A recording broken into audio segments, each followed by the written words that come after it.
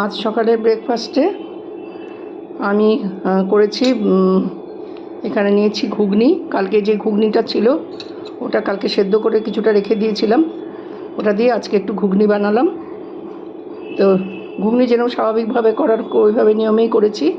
তারপরে এটা চাট মশলা দিয়েছি, আর দিয়েছি টক দই, ফেটিয়ে নিয়ে টক দই দিয়েছি ওপরে, কাঁচা লঙ্কা কুচি, ধনেপাতা কুচি।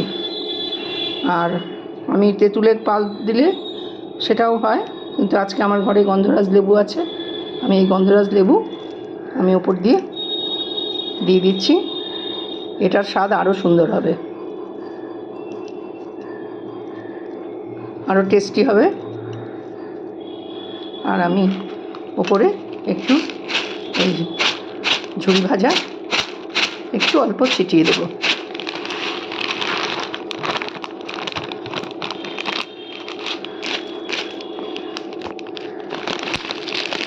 ঠিক আছে, আমি কিছুটা ছড়িয়ে দিলাম।